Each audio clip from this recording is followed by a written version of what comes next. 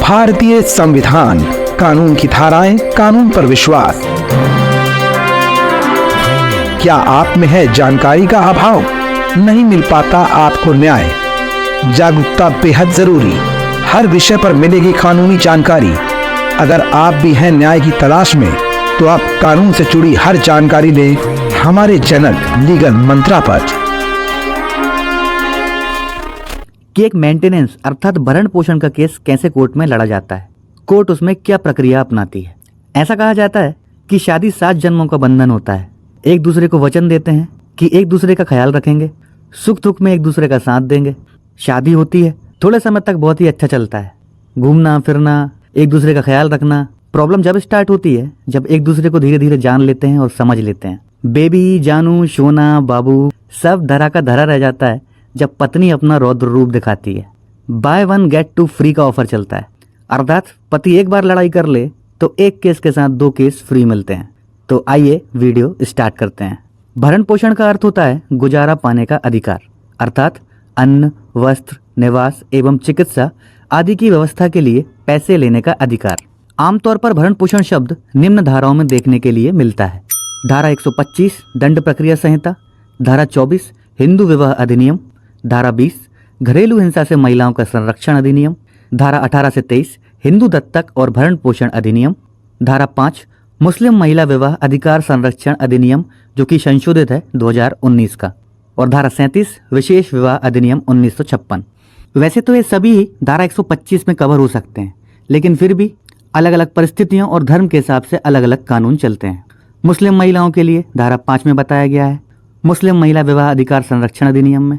इसी प्रकार हिंदुओं के लिए यहाँ पे बताया गया है। और धारा 37 विशेष विवाह अधिनियम में क्या बताया गया है कि जब अलग अलग धर्म के लोग आपस में शादी कर लें तो उनके ऊपर कौन सा कानून लागू होगा, वह होगा विशेष विवाह अधिनियम, स्पेशल मैरिज एक्ट। तो इतने कानूनों की इतनी धाराओं में भरण पोषण शब्द आपको देखने के लिए मिलेगा।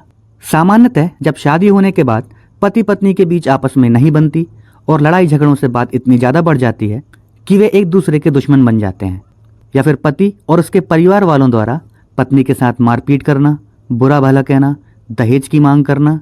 ऐसी परिस्थितियों में पत्नी द्वारा अपने पति व पति के परिवार वालों, सास, ससुर, देवर, देवरानी, नंद, जेठ, जेठानी आदि, पत्नी क्या है सबको लपेटे में ले लेती है। तो इनके विरुद्ध कानूनी कार्यवाही की जाती है। पत्नी के द्वारा 3 प्रकार के केस पति और पति के परिवार वालों के विरुद्ध किए जाते हैं। पहला हो गया FIR केस, धारा 498 भारतीय दंड संहिता का। जैसे ही पत्नी पर अत्याचार हुआ, पत्नी तुरंत थाने जाएगी और वहां जाके शिकायत कर देगी कि ससुराल वालों ने मुझे प्रताड़ित किया, मारपीट की, दहेज की मांग की। तो इसके ऊपर से पुलिस FIR दर्ज कर देगी 498A इंडियन पीनल कोड के अंतर्गत। ये हो गया बाय 1 और गेट 2 फ्री ये रहे धारा 125 दंड प्रक्रिया संहिता और धारा 12 घरेलू हिंसाओं से महिलाओं का संरक्षण अधिनियम। धारा 125 में बताया गया है कि कौन व्यक्ति भरण पोषण अर्थात जीवन यापन करने के लिए पैसे लेने के अधिकारी होंगे। किससे? पति से या फिर बेटे से। जैसे वृद्ध माँ बाप हैं तो वो बेटे से पैसे की मांग कर सकते हैं भरण पोषण के लिए। इसी प्रकार पत्नी भी अपने पति से मांग कर सकती है, या फिर नाबालिग बच्चे अपने पिता से मांग कर सकते हैं भरण पोषण की, या फिर ऐसी बेटी जिसकी शादी ना हुई हो। तो इतने लोग क्या है भरण पोषण की अर्थात जीवन यापन के लिए पैसे की मांग कर सकते हैं। इसी प्रकार धारा 12 घरेलू हिंसाओं से महिलाओं का संरक्षण अधिनियम में यह बताया गया है कि किसी महिला जो कि शादीशुदा है और उसके ऊपर कोई क्रूरता या हिंसा होती है पति या उसके परिवार वालों द्वारा, तो उसके पास क्या रेमेडी है। इस प्रकार पति व उसके परिवार वालों के ऊपर 3 केस दर्ज होते हैं और ये तीनों केस अलग अलग दर्ज होकर एक साथ चलते हैं। अर्थात FIR केस जो धारा 498A के तहत होगा, ये केस क्या है RCT रेगुलर क्रिमिनल ट्रायल में दर्ज होता है। और धारा 125 व धारा 12 के case MJCR miscellaneous judicial cases criminal में दर्ज होकर 3 अलग अलग केस चलते हैं। ये RCT और MJCR क्या है? ये केसों के मद होते हैं। जिस प्रकार का केस होता है उसी मद में उसे दर्ज कर दिया जाता है। जैसे आप कोई सिविल सूट लगाएंगे तो वो किस में दर्ज होगा? RCSA रेगुलर सिविल सूट में। कोई वसूली का केस है तो regular civil suit class B। तो जैसी केस की प्रकृति उसी मद में उसे दर्ज किया जाता है। तो इस प्रकार 3 अलग अलग केस चलते हैं पति के ऊपर। वह प्रक्रिया कि एक पत्नी अपने पति से भरण पोषण कैसे प्राप्त कर सकती है।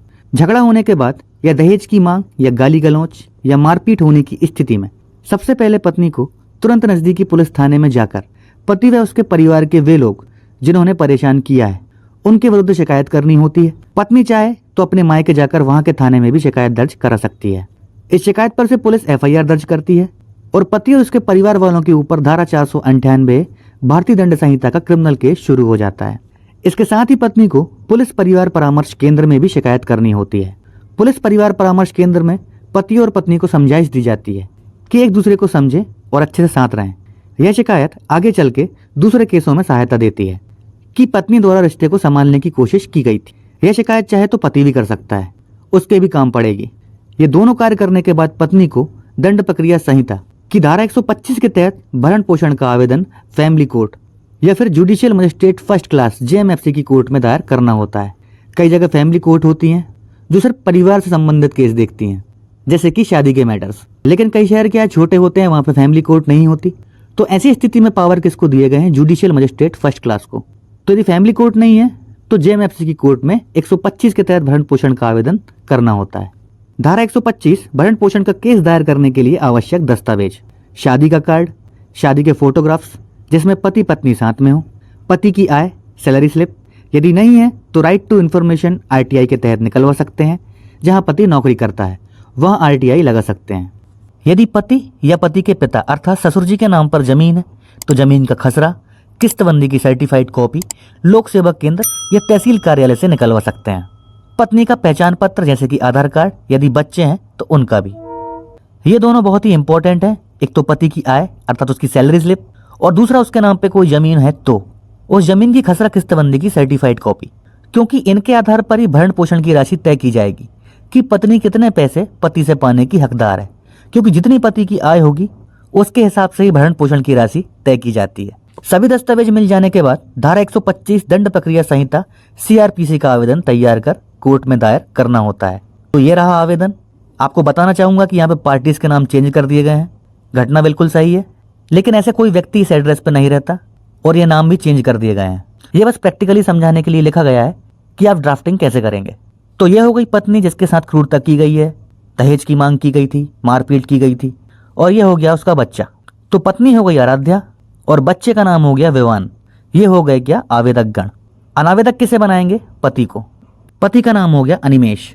अच्छा, कई स्थितियां क्या बनती हैं कि पति की मृत्यु हो जाती है कई बार। तो ऐसी स्थिति में पत्नी क्या है, अपने ससुर से भी भरण पोषण की मांग कर सकती है। तो फिर यहाँ पे पक्षकार बनाया जाएगा ससुर जी को। ससुर जी कौन हो गए? अनिमेश के पिता विजय। लेकिन हम यहाँ पे अभी पति को जिंदा रख रहे हैं क्योंकि हमको 3 केस यहाँ पे कवर करने हैं, 498 है, धारा 12 और सीआरपीसी 125। तो यहाँ पे क्या है, पति द्वारा क्रूरता की गई है, पति के घर वालों द्वारा और उसके द्वारा दहेज की मांग की गई है। तो इसके लिए पत्नी ने क्या एफआईआर दर्ज करवा दी 498 के तहत। अब वो अलग रह रही है। अलग इसलिए रह रही है क्योंकि ये लोग दहेज की मांग करते हैं, मारपीट करते हैं। ऐसी स्थिति में पत्नी क्या है, ससुराल वालों के साथ नहीं रह सकती, तो अलग रह रही है। तो सीआरपीसी 125 के तहत उसके पास ये शक्ति है कि भरण पोषण की मांग कर सकती है। फिर आता है टाइटल, आवेदन पत्र अंतर्गत धारा 125 दंड प्रक्रिया संहिता। यहाँ पे हमने एक छोटी सी स्टोरी ली है कि आमतौर पर सीआरपीसी 125 के केसों की ड्राफ्टिंग कैसे की जाती है। तो आवेदक गण की ओर से निम्न निवेदन है। आवेदक गण कौन हो गए? पत्नी और बच्चा। पहले पैरा में आप स्टार्टिंग से बताएंगे कि कहानी आखिर शुरू कहाँ से हुई। तो कहानी कहाँ से शुरू होती है? हमेशा शादी से होती है कि आवेदिका आराध्या जो है इसका विवाह अनिमेश के साथ इस तारीख को हुआ था। फिर आपको यह भी बताना पड़ेगा कि आप कौन सी विधि से शासित होते हैं।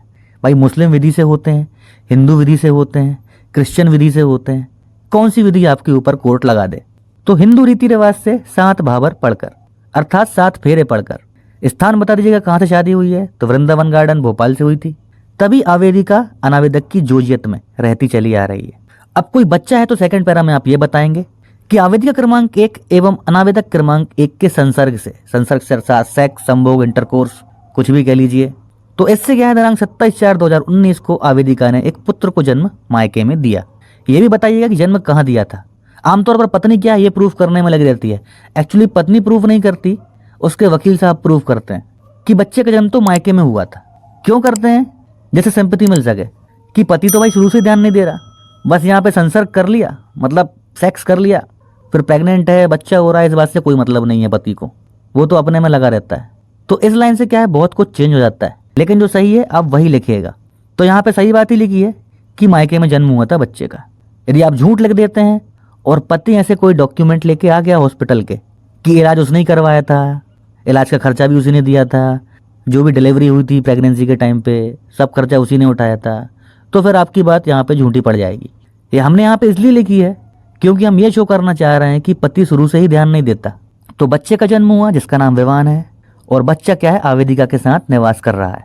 अब थर्ड पैरा से आपकी स्टोरी चालू होती है कि विवाद कब स्टार्ट हुआ। यह कि आवेदिका को अनावेदक के द्वारा शादी के कुछ समय तक अच्छे से रखा गया। उसके बाद अनावेदक द्वारा कम दहेज लाने पर से लड़ाई झगड़ा करने लगा। सास कहती थी कि तेरे बाप ने तो कुछ नहीं दिया। दारू पीकर अनावेदक छोटी छोटी बात पर मारपीट करता था। अनावेदक का बड़ा भाई आशीष लड़ाई झगड़ा करवाता और छोड़ छुट्टी करवाने की धमकी देता। चालू भाषा में छोड़ छुट्टी कहा जाता है। छोड़ छुट्टी का मतलब होता है कि भैया तू अपने रास्ते, मैं अपने रास्ते, निकल पहली फुर्सत में पत्नी तू यहाँ से, आज से तेरा मेरा कोई रिश्ता नहीं। तो इस प्रकार की धमकी देता था अनावेदक का भाई, और अनावेदक भी उसकी बातों में आकर छोड़ छुट्टी की धमकी देता था और बड़े भाई का साथ देता था। घर ना बिगड़े इस कारण आवेदिका ने कोई शिकायत थाने में नहीं की। भाई ये बात लिखना भी बहुत ही इंपॉर्टेंट है। ड्राफ्टिंग तो ऐसी चीज है कि अर्थ का अनर्थ हो जाता है, क्योंकि यहाँ पे आप लिख रहे हैं कि शादी के कुछ समय तक अच्छा रखा। शादी कब हुई थी? 2016 में। तो कुछ समय भाई कितना होता है? 6 महीने, ज़्यादा से ज़्यादा 1 साल 2 साल। उसके बाद आप बोल रहे हो कि दहेज की मांग करने लगे, लड़ाई झगड़ा करने लगे। तो 2 साल भी मान लो 2016 से 2018, या 3 साल भी मान लो मैक्सिमम 2019, बच्चे का जन्म ही हो गया। तो अब चल रहा है 2023। तो 4 साल से आप कहाँ सो रही थी देवी जी? आप तो ये बता दो, आपने थाने में कोई शिकायत क्यों नहीं की जब आपके साथ लड़ाई झगड़ा और दहेज की मांग की जा रही थी? तो इसलिए ये लिखना जरूरी है कि घर ना बिगड़े इस कारण आवेदिका ने कोई शिकायत थाने में नहीं की। नहीं तो कोर्ट को ऐसा लगेगा कि फिजूल का केस किया जा रहा है, न कोई बात न चीत न कोई शिकायत, सीधा भरण पोषण मांगने आ गई ये औरत। तो बड़ा ही इंपॉर्टेंट है, ड्राफ्टिंग का सोच समझ के करनी पड़ती है बहुत। हर एक लाइन के पीछे कोई ना कोई मतलब होना चाहिए, जैसे मैंने आपको 3 पैराग्राफ में समझाया। आप जो भी लिख रहे हैं उसके पीछे कोई रीजन होना चाहिए, नहीं तो आपका केस खतरे में आ जाएगा। अगले पैरा में क्या बताती है कि पहले तो दहेज की मांग करने लगे, उसके बाद जब बच्चा पैदा हुआ तो अनावेदक क्या है, फरवरी 2022 में यह कहकर मायके छोड़कर आया कि 10-15 दिन मायके में रह लो, उसके बाद आकर ले जाऊंगा। बताओ ऐसे पति कहाँ मिलते हैं? जा बीबी जा मायके रह ले जाके, कोई दिक्कत नहीं मुझे। तो ऐसा कह के ये क्या है, पत्नी को मायके छोड़कर आ गया। अब 10-15 दिन के क्या कई महीने निकल गए, लेने ही नहीं आया। तो अगले पैरा में पत्नी क्या बताती है कि आवेदिका के पति ने रिश्तेदारों एवं अनावेदक व उसके परिवार वालों को बुलाकर सामाजिक पंचायत लगवाई और सभी लोगों ने अनावेदक को समझाया कि अपनी पत्नी व बच्चों को साथ लेकर अच्छे से रहो। तो ऐसा क्या है, अनावेदक अर्थात पति को समझाया गया। तो पति ने क्या आश्वासन दिया कि ठीक है, अच्छा, शीघ्र लेवा ले जाने का आश्वासन दिया, लेकिन आज दिनांक तक आवेदक गण को लेवाने नहीं आया। समाज की पंचायत में बोल दिया कि ठीक है मैं तैयार हूँ, अच्छा, अच्छे से रखूंगा, कुछ दिन बाद में आके ले जाऊंगा। लेकिन 2022 का 1 साल हो गया, आज तक लेने नहीं आया। अनावेदक जब भी आवेदिका के मायके आता था, आवेदिका के पिता से उधार पैसे मांगकर ले जाता था और दामाद लड़की को खुश रखे, इस कारण आवेदिका के पिता पैसे दे देते थे। यहाँ पे आपको एक बेसिक आइडिया दे रहा हूँ कि कहानी कैसे चलेगी। आप अपनी स्टोरी ऐसे ही लिखेंगे, लेकिन अपने शब्दों में लिखेंगे।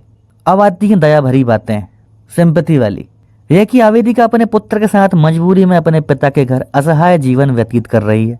आवेदिका के पिता का स्वास्थ्य ठीक नहीं रहता भी हो तो चल जाओ डॉक्टर के यहाँ, इलाज के पर्चे बनवा लो। स्वास्थ्य खराब हो गया तो कोई बड़ी बात नहीं है, स्वास्थ्य खराब करना किसी की। कौड़ी के भाव इलाज के पर्चे बन जाते हैं 250 रुपये में। पहचान वाला डॉक्टर हो तो फ्री में बना कर दे देता है। अरे भाई साहब तुमसे क्या पैसे लेना यार तो ऐसा भी हो जाता है। तो आवेदिका के पिता का स्वास्थ्य ठीक नहीं रहता, वे व्यापार करते हैं एवं परेशानी में अपने परिवार का भरण पोषण कर रहे हैं। आवेदिका के पिता के 2 बच्चे शादी योग्य हैं, जिनका भरण पोषण व शादी की जवाबदारी आवेदिका के पिता की है।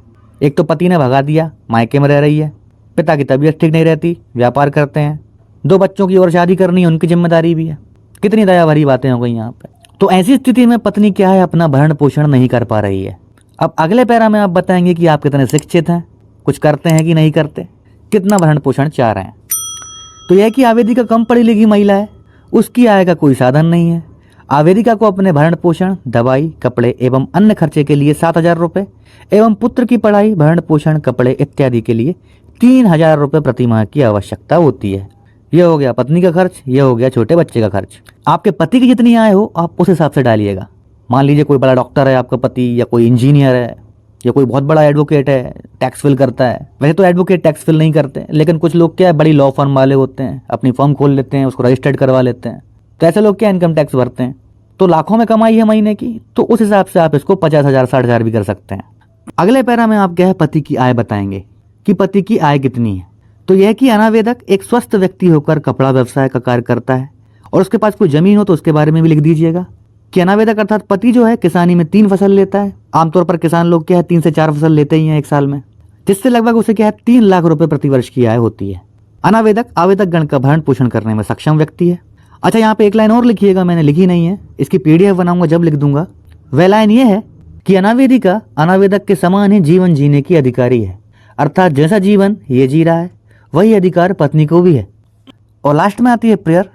अतः माननीय न्यायालय से निवेदन है कि आवेदक गण द्वारा प्रस्तुत आवेदन पत्र को संज्ञान में लेते हुए अनावेदक से आवेदिका को 7,000 रुपये अंकन 7,000 रुपये एवं अनावेदिका के पुत्र के भरण पोषण हेतु 3,000 रुपये अंकन 3,000 रुपये, इस प्रकार कुल राशि 10,000 रुपये प्रतिमाह भरण पोषण राशि दिलवाने का आदेश न्याय हित में पारित करने की कृपा करें। लास्ट में आता है स्थान, दिनांक, अधिवक्ता के साइन और आवेदक गण के साइन। क्योंकि बच्चा तो नाबालिग है इसलिए यहाँ पे लिखा है कि द्वारा माता एवं नैसर्गिक संरक्षक आराध्या। क्योंकि छोटा बच्चा है ये तो कोई संविदा कर नहीं सकता, ना ही केस में डायरेक्ट अपियर हो सकता है, इसलिए द्वारा माता लिखा गया है कि माता ही इसकी नैसर्गिक संरक्षक है, इसकी ओर से यही कार्रवाई करेगी। तो आवेदक गण में सिर्फ क्या है यहाँ पे पत्नी के साइन आ जाएंगे। धारा 125 CRPC के आवेदन के साथ ही शपथ पत्र भी देना होता है। इस शपथ पत्र में पत्नी अर्थात आवेदिका को अपनी आय, व्यय, संपत्ति, देनदारियां, जमीन, अपनी संतानों के बारे में स्पष्ट रूप से बताना होता है।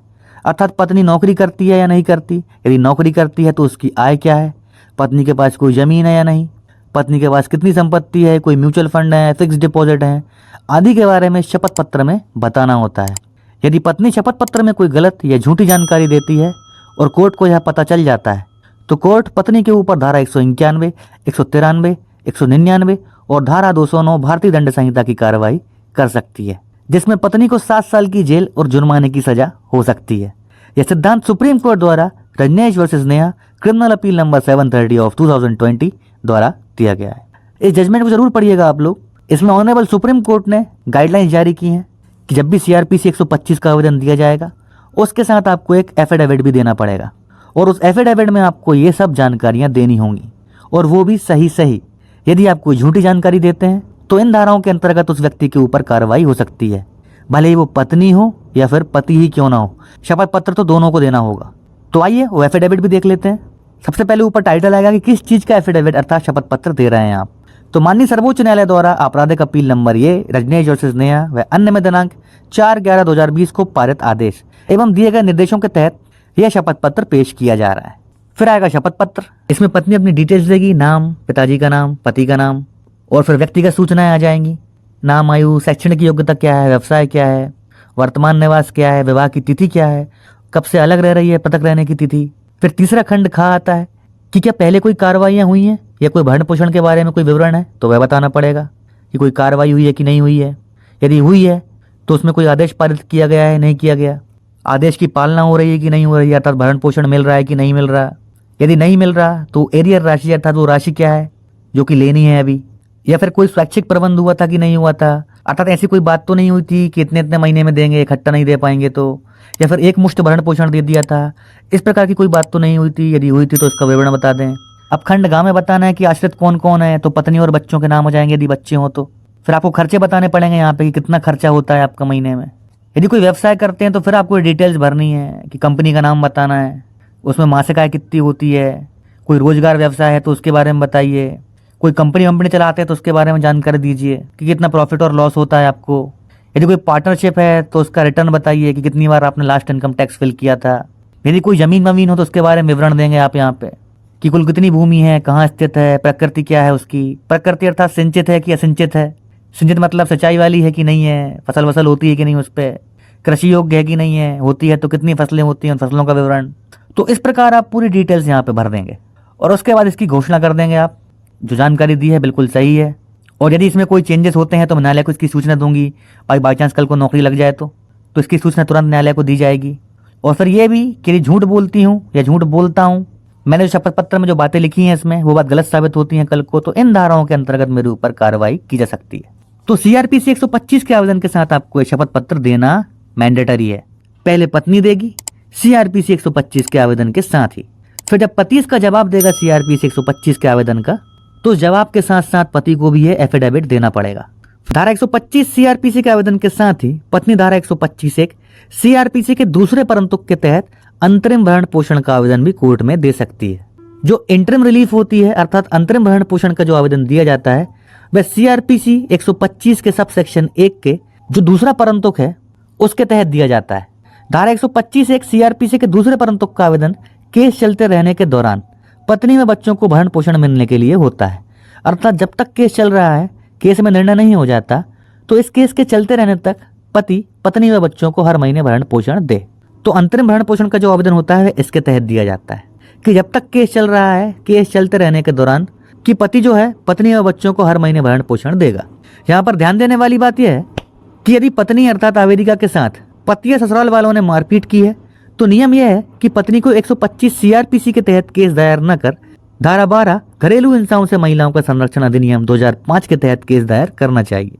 यह आवेदन परियोजना अधिकारी महिला एवं बाल विकास परियोजना के माध्यम से कोर्ट में पत्नी द्वारा दायर करवाया जाता है और इसी आवेदन के साथ पत्नी धारा 20 घरेलू हिंसाओं से महिलाओं को संरक्षण अधिनियम 2005 के तहत अंतरिम भरण पोषण की मांग केस चलते रहने के दौरान कर सकती है। लेकिन इसके साथ भी एफिडेविट देना पड़ेगा सुप्रीम कोर्ट ने जो गाइडलाइंस जारी की हैं उसके तहत। 125 सीआरपीसी के आवेदन में पत्नी पति व उसके घर वालों पर इल्जाम लगाती है कि शादी कब हुई, शादी कहाँ से हुई, उसके बाद से ससुराल पक्ष वाले दहेज की मांग करते, मारपीट करते, चरित्र पर लांछन लगाते, इस प्रकार की पूरी घटना के बारे में बताती है। फिर पत्नी पति की आय और संपत्ति के बारे में बताती है, पति के जीवन स्तर का जीवन जीने और आवश्यकताओं की पूर्ति के लिए कितना भरण पोषण चाहिए यह बताती है। और इसी के साथ धारा 125 एक सीआरपीसी के दूसरे परंतुक अर्थात अंतरिम भरण पोषण के तहत केस चलते रहने तक भरण पोषण मिलने का आवेदन भी करती है। तो ये रहा सीआरपीसी 125 एक के दूसरे परंतुक के तहत अंतरिम भरण पोषण प्राप्त करने का आवेदन। सेम वही रहेगा, पार्टीज के नाम भी वही रहेंगे, पूरी ड्राफ्टिंग भी वही रहेगी जो 125 के आवेदन में की थी, बस लास्ट में एक पैराग्राफ चेंज हो जाएगा। वो पैराग्राफ ये है, एक नया पैराग्राफ यहाँ पे जुड़ जाएगा। यह कि आवेदन पत्र के निराकरण में काफी लंबा समय लगने की संभावना है। इस कारण आवेदक गण माननीय न्यायालय के समक्ष अंतरिम भरण पोषण प्राप्त करने का आवेदन पत्र प्रस्तुत कर रहे हैं। साथ ही अंतरिम भरण पोषण के आवेदन पत्र के समर्थन में आवेदिका अपना शपथ पत्र प्रस्तुत कर रही है।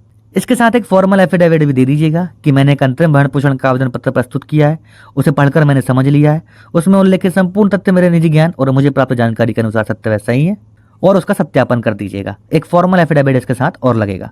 और लास्ट में आती है प्रेयर। अतः माननीय न्यायालय से विनय है कि आवेदक गण द्वारा प्रस्तुत अंतरिम भरण पोषण का आवेदन पत्र को संज्ञान में लेते हुए वही की सेम ड्राफ्टिंग रहेगी, बस यहाँ पे एक शब्द चेंज होगा, अंतरिम भरण पोषण। सीआरपीसी 125 के आवेदन में आप मेन भरण पोषण के लिए बोलते हैं और वही का वही कॉपी पेस्ट यहाँ पे हो जाता है अंतरिम भरण पोषण में। बस भरण पोषण की जगह अंतरिम शब्द लग जाएगा और एक पैराग्राफ नया ये जुड़ जाएगा कि केस खत्म होने में अभी क्या टाइम लगेगा भाई, जब तक तो कुछ पैसे मिले पति से, बार बार कोर्ट आएंगे, आने जाने का खर्चा, रहने का खर्चा, खाने का खर्चा, बीमार हो गए तो इलाज का खर्चा, ये पैसा कहाँ से आएगा, पति ही देगा। तो केस तो साल 2 साल भी चल सकता है जब तक तो पैसे मिले। इसीलिए ही क्या है, अंतरिम भरण पोषण का आवेदन दिया जाता है। ऊपर 125 का जो आवेदन दिया गया है वह जब डिसाइड हो जाएगा, भले 1 साल 2 साल बाद हो, उसमें जो पैसे मिलेंगे वो फाइनल डिसीजन के बाद मिलेंगे।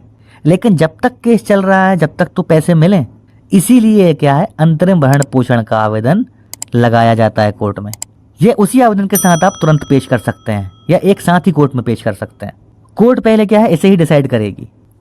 तो यहाँ पे ये दोनों आवेदन तैयार हो गए, सीआरपीसी 125 का मेन आवेदन भरण पोषण के लिए और केस चलते रहने के दौरान अंतरिम भरण पोषण प्राप्त करने का ये आवेदन। दोनों आवेदन तैयार हो चुके हैं यहाँ पे। इसके बाद धारा 125 और धारा 125 एक सीआरपीसी के दूसरे परंतुक अर्थात अंतरिम भरण पोषण के दोनों आवेदन, शपथ पत्र और सूची सहित सभी दस्तावेज तैयार हो जाने के बाद उन्हें मजिस्ट्रेट की कोर्ट में पेश कर दिया जाता है। कोर्ट आवेदन, शपथ पत्र और सभी दस्तावेजों को चेक करती है और इसके बाद केस को एमजेसीआर में दर्ज करके केस नंबर जारी किया जाता है। केस दर्ज हो जाने के बाद और केस नंबर मिल जाने के बाद 3 दिन के अंदर तलवाना अर्थात प्रोसेस फी फॉर्म देना होता है। तलवाना देना एक प्रक्रिया है जिससे कि कोर्ट पति अर्थात अनावेदक को कोर्ट में हाजिर होने के लिए सम्मन्स अर्थात नोटिस जारी कर सके। तो ये रहा तलवाना। जैसे ही दोनों आवेदन आप कोर्ट में पेश कर देंगे और कोर्ट केस नंबर जारी कर देगी, उसके तुरंत बाद आपको तलवाना देना होगा। जब आप ये तलवाना देंगे तभी कोर्ट क्या है, नोटिस जारी करेगी। इस पे 5 रुपए की टिकट लगानी पड़ेगी, पर व्यक्ति के हिसाब से 5 रुपए टिकट लगती है।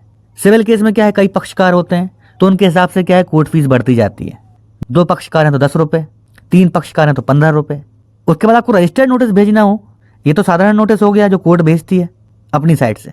एक रजिस्टर्ड नोटिस और होता है, कोर्ट वो लिफाफा आपको दे देती है साइन करके कि जाओ इसको पोस्ट ऑफिस जाके आप भेज दो। 25 रुपये लगते हैं उसमें, लेकिन वो निकलवाना है आपको तो फिर 2 नोटिस निकलेंगे। तो उसके लिए पर व्यक्ति आपको 10 रुपये कोर्ट फीस देनी पड़ेगी। एक हो गई साधारण के लिए जो कोर्ट निकालेगा, और एक हो गई रजिस्टर्ड नोटिस के लिए। तो 2 नोटिस हो गए, एक कोई तो पहुंचेगा कम से कम, एक ना पहुंचे तो पर व्यक्ति फिर वहां पे 10 रुपये टिकट लगेगी। लेकिन हम क्या साधारण नोटिस निकलवा रहे हैं यहाँ पे, तो 5 रुपये ही देंगे। व्यक्ति एक ही है तो एक व्यक्ति के हिसाब से 5 रुपये। तो अनावेदक के विरुद्ध निम्न पते पर नोटिस जारी किए जाने हेतु 5 रुपये न्याय शुल्क संलग्न है। यहाँ पे उसका नाम, अनावेदक का अर्थात पति का, उसका एड्रेस और मोबाइल नंबर भी लिख दीजिएगा। तलवाना न देने की स्थिति में केस खारिज किया जा सकता है। ध्यान रखिएगा, 3 दिन के अंदर आपको देना पड़ेगा यह तलवाना, जैसे ही केस रजिस्टर्ड हो जाता है आपका। या ऑर्डर शीट पे लिखा जाता है कि अगले 3 दिवस के अंदर तलवाना पेश करें, या फिर कोर्ट जितना भी टाइम दे दे आपको, 4 दिन का, नॉर्मली क्या है 3 दिन का टाइम ही देती है, उतने टाइम में आप ये तलवाना दे दें कोर्ट में, नहीं तो केस खारिज हो जाएगा आपका। जब कोर्ट में तलवाना दे दिया जाता है तो कोर्ट पति को सीआरपीसी की धारा 62 के तहत सम्मन्स अर्थात नोटिस जारी करती है। किसी को डाउट हो कि धारा 62 के तहत होता है कि नहीं होता तो जजमेंट पढ़ लीजिएगा। मोहम्मद मुस्तकिम @भोला versus Bibi Anuja Khatoon 1997 to BLJR 1405। इस समन्स में यह लिखा होता है कि पति अर्थात अनावेदक के विरुद्ध पत्नी ने केस दायर किया है, अगली पेशी को पति कोर्ट में हाजिर हो और अपनी पैरवी करे, नहीं तो पति के विरुद्ध एक पक्षीय अर्थात एक्स पार्टे कार्रवाई की जाएगी। तो जैसे ये तलवाना दे देंगे आप, ये तलवाना पहले किसे देंगे बनाने के बाद, आप उस मजिस्ट्रेट की कोर्ट के क्रिमिनल लीडर के पास जाएंगे, वो इसे वेरीफाई करेंगे, सील साइन कर देंगे यहाँ पे। इसके बाद आप इसे कोर्ट के ऑफिस में लेके जाएंगे, वहीं से नोटिस निकलेगा। तो वेरीफाई करवाने के बाद उनको ले जाके दे दीजिएगा, फिर वो अपना काम खुद कर देंगे, आपका काम वहाँ पे खत्म हो जाता है। ये तलवाना मिलने के बाद ऑफिस क्या करेगी, ये नोटिस निकाल देगी, सबब बताने के लिए नोटिस। कोर्ट का नाम आ जाएगा, पक्षकारों के नाम आ जाएंगे, यहाँ पे लिखा रहेगा कि आराध्या देवी ने आपके ऊपर केस किया है, पतिदेव कोर्ट में पधारिए। इसलिए तुम्हें नोटिस दिया जाता है कि तुम खुद या मार्फत किसी वकील के, जिसे मुकदमे के हाल अच्छी तरह समझा दिया गया हो, इस तारीख को दिन में 11 बजे इस अदालत में हाजिर होकर दरखास्त के खिलाफ सबब बताओ, नहीं तो उसकी तुम्हारी गैर हाजिरी में सुनवाई होकर फैसला किया जाएगा। यहाँ पे मजिस्ट्रेट के साइन आ जाएंगे, डेट आ जाएगी। तो इस प्रकार नोटिस भेजा जाता है पति को। जब आप तलवाना देंगे तब ये नोटिस निकलेगा। यह नोटिस समन्स मिलने के बाद पति को कोर्ट में हाजिर होना होता है। यदि पति पेशी के दिन कोर्ट में हाजिर नहीं होता तो उसके खिलाफ कोर्ट एक तरफा कार्रवाई करती है और सिर्फ पत्नी के आवेदन दस्तावेजों के आधार पर उसकी गवाही लेकर एक तरफा पति के विरुद्ध भरण पोषण का आदेश कर देती है। इसके बाद पति के ऊपर पैसे की वसूली की कार्रवाई की जाती है। चूंकि सीआरपीसी 125 भरण पोषण का केस अर्ध सिविल क्रिमिनल प्रकृति का होता है और भरण पोषण का आदेश सिविल कोर्ट की डिग्री के समान होता है, यह बात ध्यान रखिएगा। इसलिए भरण पोषण के पैसे की वसूली की कार्रवाई सिविल प्रक्रिया संहिता 1908 की धारा 51, 55, 58, 60 और आदेश 21 के तहत भी की जा सकती है। सुप्रीम कोर्ट ने ऐसा कहा है। वही केस है Rajnesh versus Neha, criminal appeal number 730/2020। यही बात कही है दिल्ली हाई कोर्ट ने। केस का नाम है Vasu Bajaj versus Rakesh Bajaj, MAT APPFC 226/2019। CrPC की धारा 421 के तहत भी भरण पोषण की राशि की वसूली की जा सकती है। वकील साहब और मजिस्ट्रेट के ऊपर है कि किस कार्रवाई के अंतर्गत वसूली करवानी है। जैसा आवेदन देंगे वैसी कोर्ट कार्रवाई कर देगी। यदि पति नोटिस मिलने के बाद पेशी के दिन कोर्ट में हाजिर हो जाता है तो पति को पत्नी द्वारा लगाए गए सभी आवेदनों एवं दस्तावेजों की एक कॉपी दी जाती है। फिर पति को पत्नी के धारा 125 व धारा 125 एक सीआरपीसी के दूसरे परंतुक अर्थात अंतरिम भरण पोषण के आवेदनों को, एक आवेदन ये हो गया मेन आवेदन, एक हो गया केस चलते रहने के दौरान भरण पोषण का आवेदन, जिसे अंतरिम भरण पोषण का आवेदन कहा जाता है, कि आवेदनों का लिखित रूप से जवाब देना होता है। इस जवाब में पति पत्नी के सारे इल्जामों को अस्वीकार करता है और जवाब में लिखता है कि पत्नी घर का कोई काम नहीं करती, न पत्नी धर्म का पालन करती है, न ही पुत्र वधू अर्थात बहू के धर्म का, माँ बाप से अलग रहने के लिए लड़ती है, अलग घर खरीदने के लिए कहती है, आत्महत्या करने की धमकी देती है, झूठे केसों में फंसाने की धमकी देती है। तो ये क्या है, कॉमन बातें हैं। पति जब भी जवाब देगा तो ये बातें लिखता ही लिखता है, नहीं तो डिफेंस क्या लेगा वो ऐसे केस में अपना। हाँ, यदि कोई पुख्ता सबूत है पति के पास तो उन सबूतों के आधार पर वो अपना डिफेंस ले सकता है। यदि पत्नी नौकरी करती है तो पति यह भी लिखता है कि पत्नी को भरण पोषण की कोई आवश्यकता नहीं है, पत्नी नौकरी करती है, समाज की पंचायत बुलाई थी, पुलिस परिवार परामर्श केंद्र में भी पेशी हुई थी, पत्नी बिना कारण के अलग रह रही है, इसलिए इसे भरण पोषण या धारा 125 एक सीआरपीसी के दूसरे परंतुक के तहत अंतरिम भरण पोषण लेने का अधिकार भी नहीं है। कई बार क्या होता है कि यदि पत्नी कुछ ना भी करे तो भी पति यह लिख देता है कि पत्नी ब्यूटी पार्लर चलाती है या सिलाई बुनाई का व्यवसाय करती है और उससे क्या है पत्नी को आय होती है। यह बात क्या है पत्नी कई बार लिख देते हैं, जिससे कि क्या है कम भरण पोषण देना पड़े। इस प्रकार पति अपना लिखित जवाब एडवोकेट के माध्यम से देता है। पति की ओर से सीआरपीसी 125 और धारा 125 एक सीआरपीसी के दूसरे परंतुक के आवेदन का लिखित जवाब आ जाने के बाद कोर्ट पहले धारा 125 एक सीआरपीसी अर्थात अंतरिम भरण पोषण के आवेदन को डिसाइड करती है कि पत्नी अंतरिम भरण पोषण पाने की अधिकारी है या नहीं। यदि है तो फिर कोर्ट उसमें अंतरिम भरण पोषण राशि देने का आदेश पति को दे देती है कि पति हर महीने की पहली तारीख को पत्नी को अंतरिम भरण पोषण की राशि देगा। यह राशि कोर्ट पति की आय के हिसाब से तय करती है कि पति की आय कितनी है, उसके पास जमीन है तो जमीन से कितनी आय होती है, इस हिसाब से ही क्या है अंतरिम भरण पोषण की राशि तय की जाती है।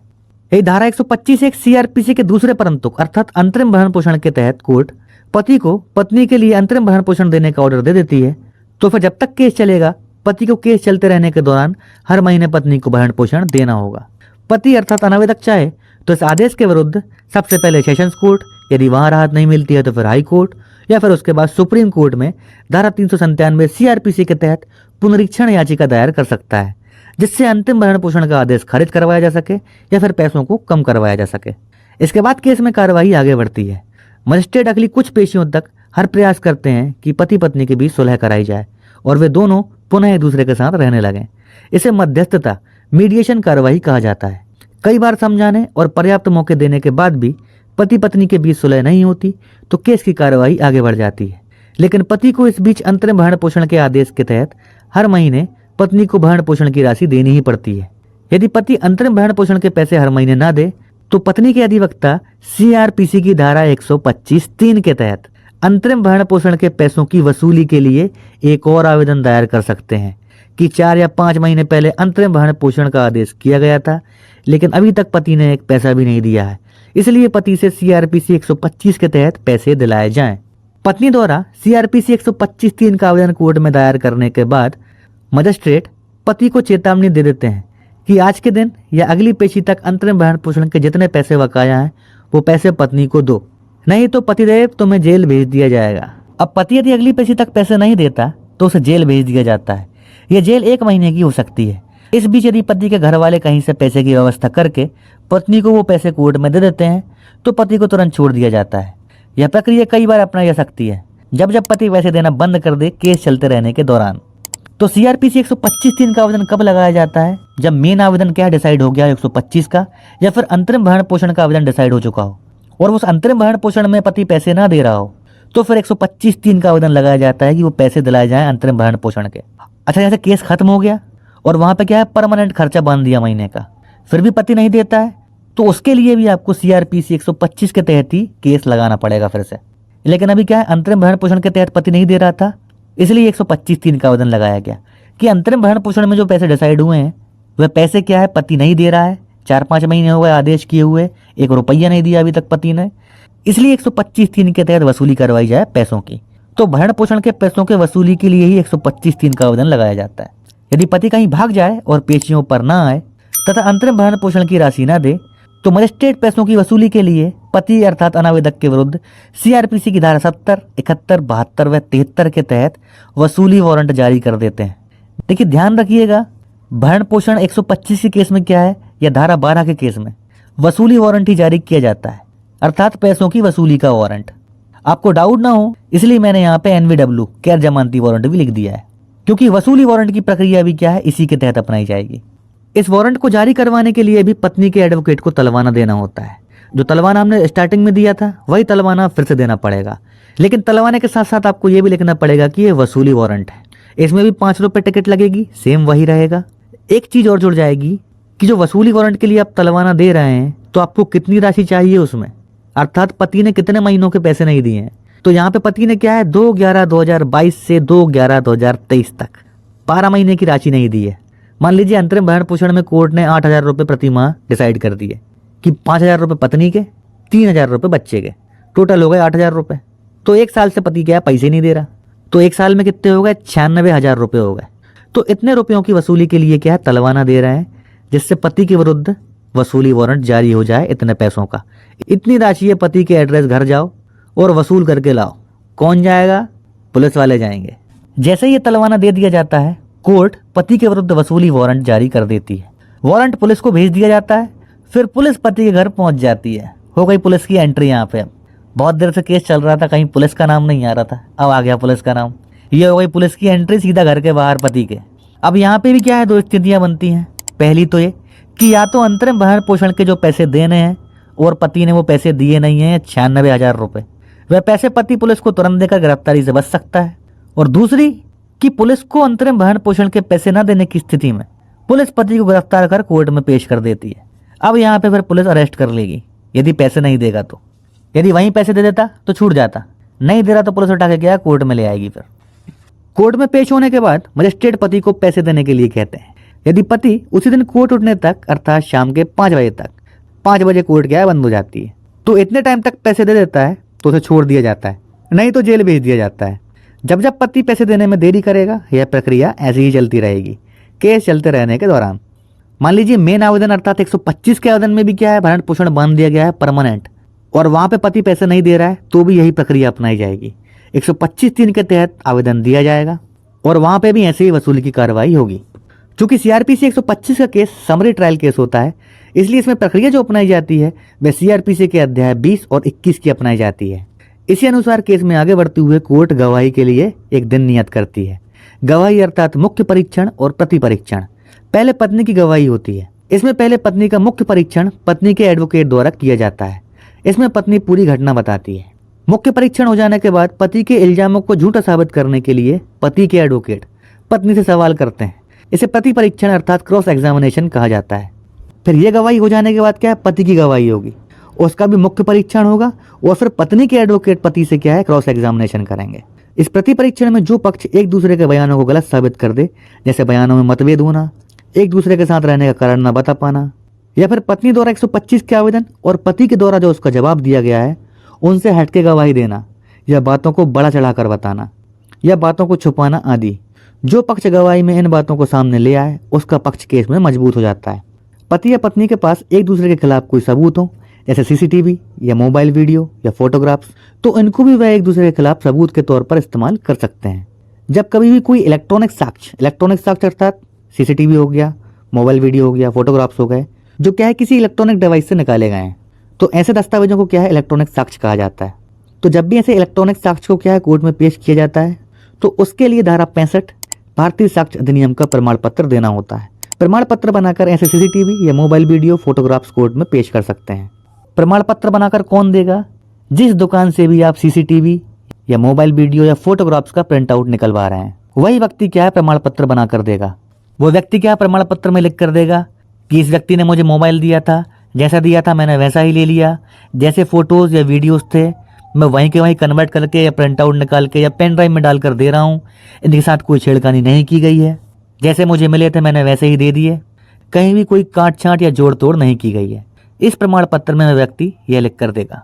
इसके बाद ही वह कोर्ट में पेश किया जा सकता है, नहीं तो कोर्ट उसे लेने से मना कर देगी यदि प्रमाण पत्र नहीं है तो। साक्ष्य अधिनियम की धारा 152 के तहत पति के लिए यहाँ पर ध्यान देने वाली बात यह है कि यदि वो पत्नी के चरित्र पर इल्जाम लगा रहा है, जैसे कि पत्नी चरित्रहीन है, मुंह काला करती है, पराय मर्द से संबंध है, इस प्रकार के इल्जाम यदि पति पत्नी पर लगाता है तो पति के पास इस बात के पुख्ता सबूत होने चाहिए, नहीं तो पति के विरुद्ध स्त्री के ऊपर लांछन लगाने, शाब्दिक लज्जा भंग करने या न्यायालय की अवमानना करने आदि के अंतर्गत कार्रवाई हो सकती है। दोनों पक्षों की गवाही और रिकॉर्ड पर लगे दस्तावेजों को देखने के बाद कोर्ट या तो भरण पोषण दिलाने से इनकार कर देती है या फिर पति को भरण पोषण राशि देने का आदेश कर देती है। लेकिन महत्वपूर्ण बात यह है कि पत्नी द्वारा दायर किया गया भरण पोषण का आवेदन तभी खारिज किया जा सकता है जब पति संदेह के परे बियॉन्ड द रीजनेबल डाउट यह सिद्ध कर दे कि पत्नी अच्छी तरह से शिक्षित है और पैसे कमाने या नौकरी करने में सक्षम है, पत्नी के नाम पर पर्याप्त संपत्ति है जिससे उसे अच्छी आय होती है, पत्नी बिना किसी उचित कारण के पति से अलग रह रही है, या फिर पत्नी के ऊपर पति या उसके घर वालों द्वारा किसी प्रकार की कोई क्रूरता नहीं की गई। इतनी चीजें सिद्ध करना पड़ेगा, तभी यह स्थिति बन सकती है कि पत्नी का आवेदन खारिज कर दिया जाए, नहीं तो आमतौर पर क्या है खर्चा बांध दिया जाता है, भरण पोषण की राशि देनी पड़ती है। यदि इनमें से कुछ भी संदेह के परिसिद्ध अर्थात साबित न हो पाए तो कोर्ट स्थायी भरण पोषण का आदेश कर देती है, अर्थात सीआरपीसी 125 का जो मेन आवेदन था उसके तहत स्थायी भरण पोषण का आदेश कर देती है, अर्थात पति को जीवन भर पत्नी को भरण पोषण के पैसे देने पड़ेंगे जब तक कि पत्नी द्वारा भरण पोषण के नियमों का उल्लंघन ना हो जाए। मतलब जीवन भर पैसे देने पड़ेंगे। पति कभी बच सकता है पैसे देने से जब पत्नी क्या है नियमों का उल्लंघन कर दे भरण पोषण के। वह नियम क्या है? यदि पत्नी के किसी गैर मर्द से अवैध संबंध हो, अवैध संबंध अर्थात हिंदी में कहा जाता है संभोग, इंग्लिश में कहते हैं सेक्सुअल इंटरकोर्स, अरबी में कहते हैं जिमा और उर्दू में कहते हैं जिनसी सोहबत। धारा 125(4) सीआरपीसी में स्पष्ट लिखा है कि यदि पत्नी के किसी गैर मर्द से अवैध संबंध हो तो ऐसी स्थिति में भरण पोषण राशि पाने की कोई हकदार नहीं है। अब पति ये सिद्ध कर दे, कैसे कर सकता है? स्वाभाविक सी बात है, सीसीटीवी फोटोज, वीडियोस। पत्नी बिना किसी कारण के पति से अलग रह रही हो, यह भी लिखा है सीआरपीसी की धारा 125(4) में। पत्नी को अपनी इच्छा से पति से अलग रहना है, या फिर पत्नी यदि स्वयं भरण पोषण का अधिकार छोड़ देती है, या फिर धारा 9 हिंदू विवाह अधिनियम के तहत दाम्पत्य अधिकारों की पुनर्स्थापना की डिग्री पति के पक्ष में पारित कर दी गई हो। धारा 9 हिंदू विवाह अधिनियम का केस कब लगाया जाता है? जैसे ही पत्नी 125 सीआरपीसी का आवेदन लगाती है कोर्ट में भरण पोषण के लिए, पति के पास यह रेमेडी है कि धारा 9 का आवेदन लगा दे कि साहब हम तो इसको रखने को तैयार हैं, दाम्पत्य अधिकारों की पुनर्स्थापना अर्थात एक साथ रहने का अधिकार। तो भैया हम तो मरे जा रहे हैं इसके साथ रहने के लिए, ये पत्नी हमको छोड़ के भाग जाती है बिना किसी कारण के, तो कोर्ट इसको आदेश करे कि हमारे साथ आके रहे काय का भरण पोषण पर यहाँ पे पत्नी मजबूर हो गई। फिर यदि उसके पास पर्याप्त कारण नहीं है अलग रहने का तो कोर्ट आदेश कर देगी कि पत्नी पति के साथ रहो। यदि नहीं रहती तो स्थिति कौन सी बन गई? दूसरी वाली, कि जब पत्नी बिना किसी कारण पति से अलग रह रही हो तो भरण पोषण पाने की कोई अधिकार ही नहीं है, इसलिए धारा 9 का केस लगाया जाता है। या फिर पत्नी ने कानूनी रूप से तलाक लेकर दूसरी शादी कर ली हो, कानूनी रूप से अर्थात कोर्ट से तलाक ले लिया हो। स्टाम्प पर तलाक मान्य नहीं है, यह बात ध्यान रखिएगा। कुछ होशियार कौए रहते हैं, ज़्यादा पढ़े लिखे, ओवर स्मार्ट, वो अपने आप को ही वकील समझ लेते हैं, वही अपने आप को मजिस्ट्रेट समझ लेते हैं और स्टाम्प पर लिखवा लेते हैं कि हमने तलाक ले लिया, अब हम अलग अलग रहेंगे, हम शादी कर सकेंगे, एक दूसरे की उंगली नहीं करेंगे फालतू में, मतलब कुछ भी। वो स्टाम्प दो कौड़ी का है, ध्यान रखिएगा, उसकी कोई वैल्यू नहीं है। क्योंकि कानूनी रूप से तलाक किसके यहाँ होता है? एडीजे की कोर्ट से होता है। अतिरिक्त जिला न्यायाधीश या फिर जिला न्यायाधीश या फिर फैमिली कोर्ट, इन तीनों के पास पावर है तलाक देने की। तलाक देंगे कैसे? क्योंकि सिविल नेचर का केस है तो इसमें डिक्री पारित की जाती है, तलाक की डिक्री कहलाती है। तो जब तक वो नहीं मिलेगी आप सिद्ध कैसे करेंगे कि आपका तलाक हो गया? क्योंकि तलाक की डिग्री देने की पावर कोर्ट के पास ही है। कहाँ कानून में लिखा है भैया कि स्टाम्प पर तलाक हो जाता है? हाँ, ये जरूर है कि वो स्टाम्प आपके बाद में काम पड़ सकता है, आप उस स्टाम्प को एज ए एविडेंस कोर्ट में पेश कर सकते हैं। लेकिन इस सस्ते नशे में बिल्कुल मत रहिएगा कि स्टाम्प पर तलाक हो जाता है। यदि ऐसी परिस्थितियां ना हो तो वहां कोर्ट पति को आदेश देती है कि पति जीवन भर पत्नी के भरण पोषण हेतु हर महीने पैसे देगा, जितने पैसे देने का कोर्ट आदेश कर दे।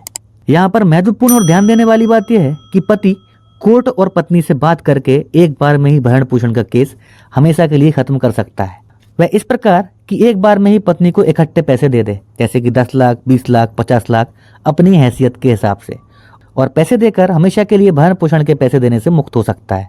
फिर पत्नी को कोर्ट में वहां पर इस प्रकार के बयान देने होंगे कि मैंने एक मुश्त भरण पोषण राशि 10 लाख रुपए या जो भी डिसाइड हुआ हो दोनों के बीच में, वह राशि अनावेदक अर्थात पति से प्राप्त कर ली है।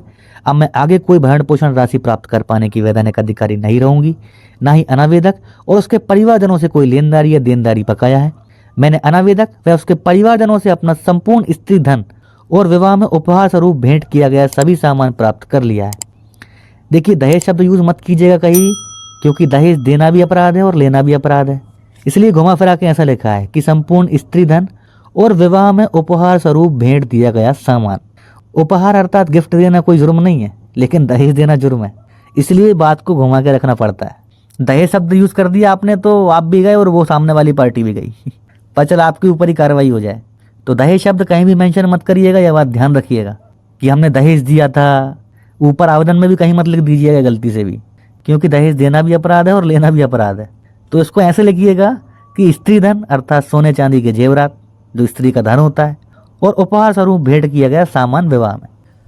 तो सभी सामान प्राप्त कर लिया है। इस संबंध में ना मैं कोई दावा करूंगी और ना ही किसी प्रकार की कोई भी कानूनी कार्यवाही करूंगी, और अनावेदक अर्थात पति के विरुद्ध की जा रही समस्त कानूनी और अन्य कार्रवाइयां समाप्त कर दूंगी तथा ना ही भविष्य में इस संबंध में कोई कानूनी कार्यवाही या अन्य कार्यवाही करूंगी। यह गवाही पति के एडवोकेट द्वारा कराई जाती है। मजिस्ट्रेट चाहे तो स्वयं भी यह बयान लेकर दर्ज कर सकते हैं, लेकिन आमतौर पर मजिस्ट्रेट नहीं करेंगे, यह काम एडवोकेट को ही करना पड़ता है, उनको ऐसी गवाही करवानी पड़ती है। यह भी एक प्रकार से क्या है, राजीनामा ही हो गया कि एक बार में पैसे देकर मुक्त हो जाओ, आप भी अपना जीवन जियो, पत्नी भी अपना जीवन जिए। तो इसे एक प्रकार से राजीनामा कह सकते हैं। इस प्रकार पति एक बार में ही जीवन भर की भरण पोषण राशि देने से बच सकता है, और इस प्रकार भरण पोषण का केस 4 स्थितियों के अनुसार समाप्त हो जाता है और उसमें आदेश अर्थात निर्णय कर दिया जाता है। या तो भरण पोषण का केस खारिज हो जाता है, या पति को जीवन भर भरण पोषण पत्नी को देना पड़ता है, या एक मुश्त भरण पोषण देकर केस समाप्त किया जा सकता है, या फिर पत्नी स्वयं भरण पोषण के लिए मना कर केस को खत्म कर दे। इस प्रकार क्या है, केस खत्म हो जाता है। कुछ अन्य परिस्थितियां भी हैं, आइए देख लेते हैं। पहला, सीआरपीसी की धारा 127 के अधीन यदि परिस्थिति बदल जाती है तो पत्नी या पति सीआरपीसी की धारा 127 के तहत अंतरिम भरण पोषण या स्थायी भरण पोषण के आदेश को बदलने के लिए आवेदन कर सकते हैं। उदाहरण के लिए जैसे बच्चों की स्कूल फीस बढ़ जाना, या पत्नी बच्चों में से किसी को कोई गंभीर बीमारी हो जाना, तो पत्नी भरण पोषण के पैसे बढ़ाने के लिए आवेदन कर सकती है। इसी प्रकार यदि पत्नी की नौकरी लग जाए, या कहीं से कोई संपत्ति प्राप्त हो जाए, या पत्नी दूसरी शादी कर ले, तो पति भी भरण पोषण या अंतरिम भरण पोषण की राशि खत्म करवाने या कम करवाने के लिए सीआरपीसी की धारा 127 के तहत आवेदन कर सकता है। दूसरा, धारा 128 सीआरपीसी, यदि पति अंतरिम भरण पोषण या भरण पोषण के पैसे देने से बच रहा है और कहीं दूसरी जगह रहने लगा है, जिससे कि पुलिस या कोर्ट से बच सके और भरण पोषण के पैसे न देने पड़े, और आवेदिका अर्थात पत्नी को यह पता चल जाए कि पति किस नई जगह रहने लगा है, तो पत्नी कोर्ट को पति का नया पता बताकर भरण पोषण के पैसे वसूल करवा सकती है।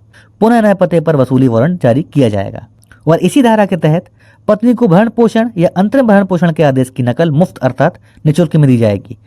पत्नी को आदेश की कॉपी देने के लिए उससे पैसे नहीं मांगे जा सकते। तीसरा, यदि पत्नी पति को बच्चों से नहीं मिलने देती या बात नहीं कराती, तो पति अपने बच्चों से मिलने के लिए कोर्ट में आवेदन कर सकता है कि पत्नी अगली पेशी पर बच्चों को लेकर आए, जिससे एक पिता अपने बच्चों को देख सके, उनके हालचाल ले सके।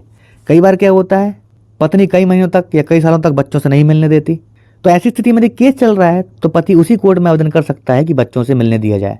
तो कोर्ट फिर पत्नी को आदेश दे देगी कि अगली पेशी पर बच्चों को लेकर आओ मोहतरमा तुम, नहीं तो सीआरपीसी धारा 97, 98, 99, 100 के तहत कार्रवाई की जाएगी। जहां कहीं भी छुपा कर रखा होगा बच्चों को, घर तोड़कर, आसमान फाड़कर उनको कोर्ट में पेश कर दिया जाएगा, पुलिस जाएगी फिर, और जहां कहीं भी बच्चे मिलेंगे वहां से उनको कोर्ट में ले आएगी। फोर्थ, यदि सूचना के अधिकार के तहत अर्थात आरटीआई के तहत पति या पत्नी कोई जानकारी देने से मना कर देते हैं, उदाहरण के लिए अपनी सैलरी बताने से, तो दूसरा पक्ष अर्थात पति या पत्नी कोर्ट में आवेदन दे सकते हैं कि उस संस्था जिसमें वह नौकरी करता है वह संस्था इस बात की जानकारी दे।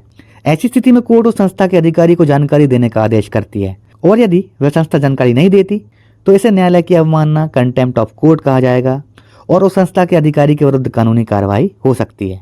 भाई आपने आरटीआई लगाई, तो जिस संस्था में आरटीआई लगाई है वह संस्था उस व्यक्ति से पूछेगी कि सूचना के अधिकार के तहत तुम्हारी जानकारी मांगी गई है। अब यदि मना कर देता है तो फिर वहां पे आरटीआई के तहत जानकारी नहीं दी जाएगी।